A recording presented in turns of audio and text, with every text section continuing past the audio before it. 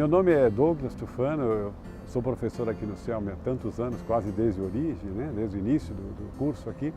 Eu sou de São Paulo, lá do bairro da Moca, do Brás, ali de família italiana, e vim para cá, para Jundiaí, em 1980. Né? Hoje eu tenho mais tempo de Jundiaí do que de São Paulo. Portanto, me considero jundiaiense, vim para cá com a minha esposa, com minhas 3 filhas, e a gente se enturmou muito bem aqui. Primeiro que a cidade é uma cidade italiana, né? E eu, portanto, me encontrei, me enturmei muito bem com o grupo de italianos aqui de Jundiaí. E segundo, que é uma cidade que me recebeu muito bem.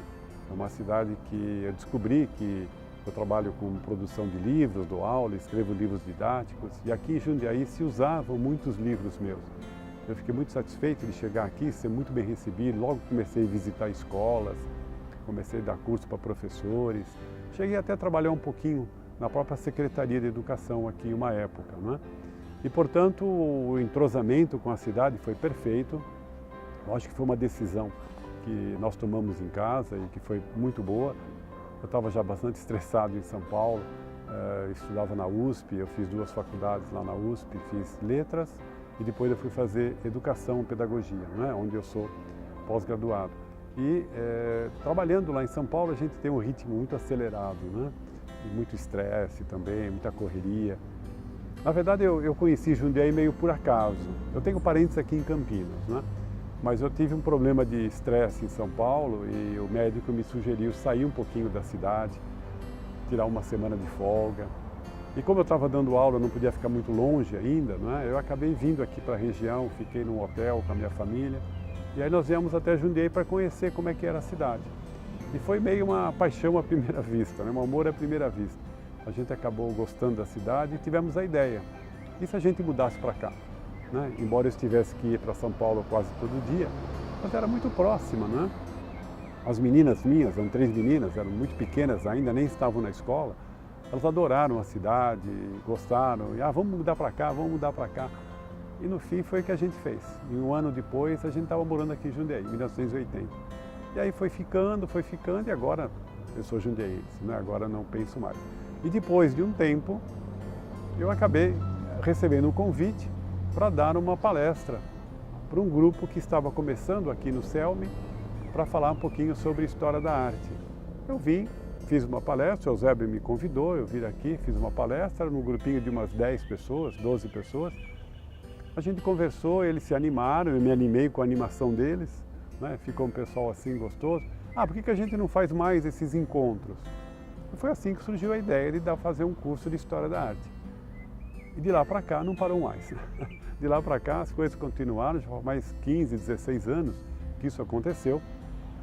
Eu ainda encontro essas pessoas, eu brinco com elas, eu digo, você se lembra daquelas primeiras aulas, éramos todos tão jovens, não é? 15 anos depois a gente está aqui. E é gostoso ver que 15 anos depois o entusiasmo não morreu, né? As pessoas estão animadas, fizemos muitas viagens, o grupo se ampliou enormemente, as salas foram ficando pequenas, agora eu trabalho numa sala bem grande, onde a gente reúne aí grupos de sempre de 30, 35 pessoas em todas as aulas. Viajamos juntos, não é só aula, não é só professor, não é só aluno, mas são amigos, né, que a gente foi fazendo ao longo desse tempo. E ao mesmo tempo, vamos dizer, fomos envelhecendo juntos, né, nesses 15 anos, quase 20 anos. Fomos envelhecendo e eu também aprendi com esse projeto do CELM, que eu não conhecia. Fui me conscientizando desse projeto de envelhecimento com qualidade. E para mim, hoje, não é só uma profissão, uma atividade, mas é uma forma de enriquecimento na terceira idade. Né? Para mim é também. Além de me preparar melhor, além de conhecer melhor, o fato de conviver com essas pessoas todas, me deu a sensação de perceber que é possível ter uma fase depois dos 60 anos, vamos dizer assim, né? Depois dos 50 anos, uma fase de muita qualidade de vida. E é por isso que é uma coisa muito animadora, o entusiasmo. Eu levanto de manhã com vontade de vir dar aula no CELM, a gente vai renovando os cursos, cursos livres, ninguém é obrigado a vir, mas o pessoal não falta, né? Então é muito gostoso ver que esse investimento em qualidade de vida, que eu acho que é um projeto original do CELM, né? quando Eusébio me contava a respeito disso, eu conhecia muito pouco disso. Eu sempre trabalhei com jovem, né? Trabalhei com alunos de ensino fundamental, de ensino médio, né? Agora eu trabalho, ainda continuo trabalhando com eles, só que trabalho também com esse pessoal que é não só de terceira idade, mas também de maturidade, aquela faixa dos 40 anos, né? À noite predomina mais esse público aqui no CELM. Então a gente tem a oportunidade de conhecer esses 3 níveis de vivência e cada um deles enriquece enormemente a gente, né? Portanto, eu fico muito satisfeito de ter encontrado esse trabalho nessa fase da vida, continuo escrevendo, continuo produzindo, mas agora o foco meu realmente de grande pesquisa, desenvolvimento de projetos, é dirigido à terceira idade, né? Vamos dizer assim. Quando eu recebi o convite de Eusébio para vir fazer uma palestra aqui, a ideia era de falar um tema livre, né? Veio aqui falar tal, como eu já estava fazendo algumas palestras aqui em Jundiaí sobre História da Arte, vamos falar sobre História da Arte. Nunca me esqueço, a primeira palestra que eu dei aqui no CELM foi sobre Florença, né? Sobre Florença, falar sobre Florença. Eu tinha voltado de Florença, na verdade. Eu tinha voltado de uma viagem e aí eu trouxe um material visual, uns slides, a gente começou a conversar. E sabe, isso é apaixonante, né? Isso é apaixonante, começar a falar com empolgação. As pessoas ficaram assim, ah, mas que ótimo, a gente queria saber mais. Foi uma palestra de 1 hora e pouquinho. Falei, bom, vamos fazer então semanalmente um encontro. E assim ele me contratou, a gente veio começar a dar o curso. E o que eu percebi? Que a história da arte é uma porta aberta para uma série de conversas que a gente pode ter sobre a importância da cultura. Isto é, às vezes a pessoa fala, ah, eu não entendo de arte, como se a arte fosse uma coisa misteriosa, né? E eu procurei mostrar, e tenho procurado mostrar ao longo dos cursos, ao longo dos anos, que, na verdade, todo mundo é capaz de ter uma visão de arte. Nós não somos zero em arte, nós fazemos arte e curtimos arte o tempo todo. Eu pergunto para eles, vocês gostam de música? Ah, gosto. Você gosta de dançar? Gosto. Você gosta de ir ao cinema? Gosto. Você gosta de ver teatro, musical? Gosto. Você gosta de ler? Gosto. Como que você não entende de arte? Tudo isso são formas de arte. A dança, a música, não é? Até a arte culinária, não é? É arte, por isso que a gente chama arte culinária. Gosta de artes plásticas? Gosto. Gosta de fazer artesanato? Então nós estamos o tempo todo rodeados por arte. Primeira coisa que as pessoas fazem quando entram no carro é ligar o rádio, ficar ouvindo música.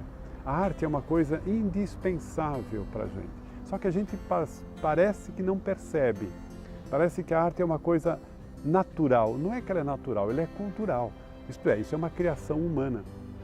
Os homens, os seres humanos, criaram um mundo dentro do mundo natural, né? Os animais não fazem arte, nós fazemos. Essa é a primeira e grande diferença entre nós e os animais. Isto é, o mundo para nós não nos satisfaz. Nós temos que acrescentar a ele o mundo humano. E, portanto, a gente criou. Todas as civilizações, por mais primitivas que sejam, têm uma forma de arte. Você pega uma tribo de índio aqui perdida no interior do Brasil, eles devem fazer pelo menos a arte básica, que é a pintura. A pintura no corpo. A pintura no corpo. É talvez a primeira grande expressão de arte. Todas as civilizações pré-históricas deixaram exemplos de pintura, seja no corpo, seja na parede. E a segunda arte, que parece ser mais antiga, é a música. O ritmo, né? Bater em tambor, bater em alguma coisa e fazer um certo ritmo. Talvez isso esteja ligado à respiração, ao modo como nós sentimos um ritmo dentro de nós. Você pode reparar que se começar a tocar uma música com um ritmo envolvente, todo mundo começa a mexer o corpo, começa a bater o pé, começa a fazer assim. O que é isso? Parece que é uma coisa que mexe lá dentro. Então, a música, a pintura, as pessoas até hoje se pintam, não é? Se mascaram, se fazem isso até hoje. Então, essas são formas de arte que acompanham o homem desde a pré-história. Depois vem outras, esculpir, não é? Fazer um boneco, fazer uma escultura de barro, de pedra, de marfim, fazer uma escultura de mármore. Depois vem a construção dos grandes templos, não é? A arquitetura. E à medida que a gente vai avançando na história, a gente vê essa diversidade de quê? De produção humana. É isso que é bonito. Nós não estudamos história da arte só para decorar o nome de artista ou um período que ele viveu. Nós estudamos História da Arte para acompanhar a história da humanidade. E a gente vai avançando e vai percebendo quanta coisa maravilhosa o homem foi capaz de construir. Por isso que é uma coisa que eu sempre digo na classe, né? Nós não falamos em evolução da arte, como se a arte antiga fosse o estágio primitivo e a arte moderna fosse o estágio avançado. Não, isso não funciona na arte. Eu não posso dizer que um filme que acabou de ser feito é automaticamente melhor do que um filme de 20 anos só porque ele foi feito agora. Não é verdade. Um livro, né? Eu sempre dou o exemplo de Shakespeare, né? Romeu e Julieta, tem 500 anos essa história. E se você procurar em algum lugar, tem gente interpretando essa peça hoje ou fazendo um filme sobre Shakespeare. Ele ficou superado? Não. Muita gente que veio depois de Shakespeare escreveu e desapareceu. Ninguém mais fala, mas ele ficou. E ele passou pela prova mais difícil que há para um artista, que é chamada prova do tempo. O tempo depurou. Então nós temos o que hoje? Algumas obras que estão aí há 500, 600 anos, né? E continuam dando audiência. Você ficar em cartaz por 500 anos não é para qualquer um. E se você recuar, você tem autores que escreveram 1000 anos atrás, 2000 anos atrás, e são lidos ainda hoje, são interpretados ainda hoje. Então, essas são obras que enriquecem a nossa humanidade. Então eu sempre digo para os alunos, vão ler esses autores. Por quê? Porque se faz 500 anos que a humanidade está lendo esses autores, é porque alguma coisa muito boa eles têm. Então não deixe passar. Essa é uma herança que nós recebemos sem fazer esforço nenhum. Quando você nasceu, você já foi herdeira de uma cultura que está pronta. Você tem um Mozart, né? Você tem um Beethoven, você tem um Leonardo da Vinci, você tem Shakespeare, você tem esses homens que vieram antes de nós e nos deixaram uma herança. Por que a gente não se apropria dela? Por quê? Por preguiça? Não pode, né? Então vamos estimular as pessoas a entenderem que isso faz parte da nossa herança, isso faz parte da nossa humanidade. Essas ideias foram passadas no curso, né? A gente foi vendo. As pessoas começaram a perceber que a arte não é uma coisa para iniciados, para pessoas especiais. Eu nunca estudei arte. Não, mas exatamente, não precisa. A gente estudando, a gente vendo o repertório, a gente aumenta a nossa compreensão, sem dúvida nenhuma. Mas não é que você precisa ter um talento especial para poder fazer o curso de História da Arte, né? O que você precisa ter é interesse, só interesse. Né? Nós temos gente que se dedica à música, gente que se dedica a teatro, gente que se dedica à literatura, e eles vêm e a gente conversa sobre as formas de arte. Então eu comecei a perceber que isso ajudaria muito no próprio processo do envelhecimento. Em que sentido? No sentido de que à medida que a gente vai ficando mais velho, né, a nossa tendência é olhar com mais simpatia um pouco para as coisas, um pouco mais de tolerância. A gente já passou por tantas situações que antes talvez nos deixassem mais preocupados. Agora a gente tira um pouco de letra certas situações. A gente já passou por situações mais complicadas e sabe como lidar melhor com a vida, com problemas que a vida apresenta. E a arte faz isso. A arte nos ajuda a entender que esses problemas não são de hoje, eles vêm vindo, problemas sérios, né? Vêm vindo. Então, quando você conhece um livro, a história de um artista, um filme, uma poesia, alguma coisa assim, você abre o seu horizonte. É como se você tivesse umas experiências indiretas que vão enriquecendo a sua. Porque cada um de nós pode ter pouca experiência na vida. Quantas pessoas você conhece na vida, não é? Quantas experiências fortes você vai ter na sua vida? Não são muitas, mas através da arte você amplia o teu horizonte de experiências. Por exemplo, eu felizmente, nunca participei de uma guerra, mas quando eu assisto um filme de guerra, eu vejo um drama humano ali, eu vejo pessoas tendo que tomar decisões difíceis, passando por situações de angústia. Naquelas 2 horas do filme, eu me projeto nessas personagens, sou capaz de chorar. Não somos capazes de chorar, somos capazes de nos emocionar, né? E quando termina o filme, eu fico um pouco aliviado, eu não passei por aquilo. Mas aquela experiência poderia ter sido minha, porque eu sou pessoa, eu sou um homem, aquele lá também é um homem. Então eu saio do cinema com uma visão um pouco mais ampla do que é ser um ser humano. Isso me enriqueceu. Quanto mais situações dessa eu presencio, eu vou ampliando meu espaço de experiências indiretas. Se eventualmente eu tiver uma situação parecida, aquilo vai vir à minha cabeça, aquilo vai me enriquecer. Quanto menos aberto para essas experiências eu estiver, né, eu vou perder um pouco da minha humanidade. Então a arte amplia a sua humanidade. Eu sempre falo isso para os alunos mais jovens, né? Falo para eles isso, a arte é um caminho que você tem em direção à maturidade. Ela te ajuda se você estiver aberto. Então não é questão de gostar ou não gostar apenas, é questão de você perceber que ela te enriquece. Ela enriquece. Uma coisa é você nunca ter assistido certos filmes ou nunca ter lido certos livros. Outra pessoa é aquela que passou por essas experiências. Quando você assiste um filme ou quando você lê um livro, você não lê só aquele livro, né? Você está lendo esse livro e todos os livros que você já leu na vida. Todos eles vêm na hora que você está lendo, né? Quando você assiste um filme, você compara esse filme com todos os filmes que você já viu na vida. Então a tua leitura é rica, é diferente daquele que nunca assistiu um filme ou nunca leu um livro. Por isso que a leitura do professor não é a leitura do aluno, né? A gente tem uma experiência maior. Mas do aluno está errada a leitura dele? Não, não está errada, só que é menos ampla, né? Ela é mais pobre nesse sentido. À medida que ele vai formando um repertório, ele vai sendo capaz. Por isso que a gente fala, quanto mais você lê, melhor você lê, né? Quanto mais você assiste cinema, melhor você assiste cinema. Não é assim? É, porque essa experiência vai sendo carreada, você vai levando isso para frente. Eu tenho alunos aqui no CELM que faz 15 anos que fazem curso de História da Arte. Então, por exemplo, às vezes eu falo, mas poxa, você de novo aqui, a ideia de que você já fez esse curso, mas ele já é outra pessoa agora. Depois de um tempo, ele mudou. Então o modo como ele vê também a arte se alterou. Isso não é uma coisa escolar, uma tarefa escolar que você vai fazer uma prova, né? É alguma coisa que eles falam para mim, por exemplo. Ah, sim, mas eu quero rever porque agora eu entendo melhor. Agora eu uso melhor a arte. Isso é bonito de ver. Isso é bonito, porque você não cansa. Não existe um período em que você fala, já sei tudo.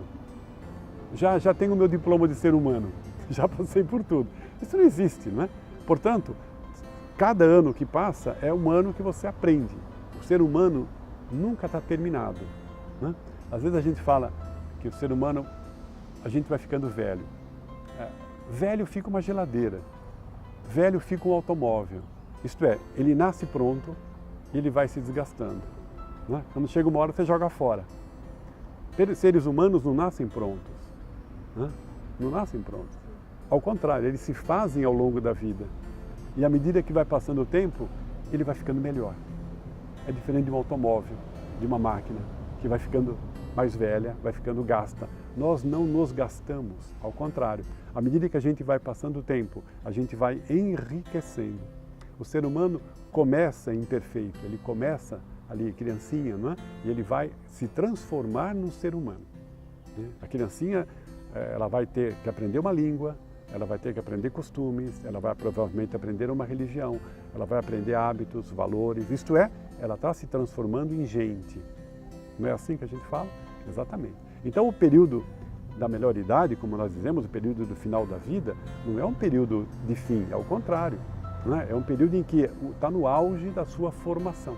Então, quanto mais você estiver receptivo para isso aí, mais rico vai ficando. Por isso que os antigos valorizavam muito a velhice, vamos dizer assim, não é? Porque eram homens sábios. Eram homens que já tinham passado por uma série de situações e, portanto, sabiam lidar melhor. Não é o mais jovem, não é? Eu sempre digo para os meus colegas de magistério, não é? Eu acho que o magistério é uma das profissões em que o tempo está a nosso favor. O tempo passa e se você estiver atento às experiências que estão ocorrendo em sua volta, você vai ficando cada vez melhor. Então, um professor com muitos anos de experiência, ele é um professor que enriqueceu a sua prática em contato com os outros. Ele não pode estar dando sempre a mesma aula, né? Porque senão você não tem... Você tem 30 anos, eu tenho 50 anos de experiência em magistério. Mas eu não tenho uma experiência que dura 50 anos, não. Eu tenho 50 anos de experiência, isto é, ela vai se renovando. Então, um professor que aproveita o tempo está a nosso favor, eu diria que um professor, um médico, por exemplo, o médico só tem a ganhar com o tempo. Não, se você tiver que fazer uma cirurgia, você vai preferir um médico recém-formado ou um médico com mais experiência? Você vai no médico mais experiente. Por quê? Porque você intuiu que ele deve ter passado por várias situações. Se houver uma situação de emergência, ele está mais preparado para resolver. Não é assim que a gente raciocina? É a mesma coisa o professor. O tempo está a nosso favor, mas é preciso estar atento. Isto é, eu com certeza, eu muito mais aprendi do que ensinei. Então aprendi muito. Cada vez que eu entro numa turma, 30, 40 pessoas com experiências diferentes, sem dúvida nenhuma, eu tenho muito mais a aprender. E a história da arte me abriu esse caminho, me abriu essa possibilidade de mostrar para os nossos alunos, para os nossos amigos, que a arte não é privilégio, não é uma coisa especial para alguém. A arte faz parte da nossa vida. E eles descobriram. Nós temos um dos cursos aqui no CELM, que é Obras-Primas dos Grandes Museus.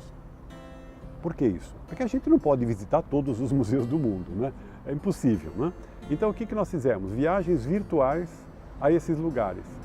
Então vamos supor que eu vou pegar um museu lá na Grécia, Então vamos visitar um museu da Grécia. Ok, mas o que é a Grécia? O que é? O que esse museu tem a ver com a história da Grécia? Então vamos falar um pouquinho sobre a Grécia. O que ele recolhe? Ele recolhe uma parte da história da Grécia. E por que isso me interessa? Eu não sou grego. Me interessa porque isso fala da experiência humana. Então, antes de entrar no museu, virtualmente, nós já estamos sabendo que aquilo lá é uma viagem pela história da humanidade. Aí eu vou escolher algumas obras de arte que estão lá dentro. E, claro, graças à internet hoje, nós não tínhamos isso no começo, Mas graças à internet hoje e tal, a gente pode fazer umas viagens maravilhosas. E aí a gente recolhe essas obras e vamos discutindo. Ali fala de mitologia, aí ele fala de valores humanos, ali fala de problemas existenciais. Essas obras nos enriquecem. A gente vê 5, 6, 10 obras numa aula. A gente sai completamente diferente. É como se tivéssemos feito de fato uma viagem. Nós voltamos dessa viagem com uma visão diferente. Que foi um pouco também a história das viagens que nós fizemos aqui. Fizemos muitas viagens para o exterior e eu falava sempre para eles, o objetivo não é puramente turismo, é para que a gente volte enriquecido. Se vocês voltarem da viagem, seja para a Itália, como a gente foi, para a Espanha, para a Inglaterra, para a Grécia, se a gente voltar igual, a viagem foi em vão. Não é para voltar igual, nós temos que voltar diferentes. Diferentes no sentido de experiência, de enriquecimento. E a gente fazia o nosso roteiro, fazia nossas explorações. Puxa, era uma coisa, uma coisa muito gostosa. Mesmo uma viagem mais simples, Quando a gente ia para São Paulo, vamos para São Paulo, visitar um museu. Então, em primeiro lugar, vamos contar a história desse museu, por que ele foi criado, o que ele tem aqui de importante. Antes de entrar no próprio espaço do museu, nós já temos uma ideia do que nós vamos encontrar. Essa preparação é fundamental. E, portanto, a possibilidade de juntar o grupo, conversar sobre isso, nunca jogá-lo, mas fazer essa introdução. Tem um olhar diferente, sem dúvida nenhuma. Eu fiz muitas viagens, até antes de vir para cá, para o CELM, já fazia algumas viagens, com grupos de São Paulo, depois grupos aqui de Jundiaí, aqui da Secretaria de Educação, viajei com eles e depois começamos a fazer as viagens aqui. Eu sempre tive essa ideia de uma viagem de conhecimento. Então as pessoas diziam, várias pessoas me disseram, eu já estive em Roma, por exemplo. Eu falei, bom, tudo bem. Então, aí eu mostrava qual era o nosso roteiro. Não, mas isso eu não vi. Não, mas isso também não vi. Não, isso aqui eu não conheço. Então eu falei, então vamos com a gente. A pessoa ia, era outra viagem que ela ia fazer. Isto é, o que é preciso é mudar os olhos, o jeito de olhar. Não é o fato de você sempre ir numa cidade, você mudar o jeito de olhar. E não é simplesmente viajar.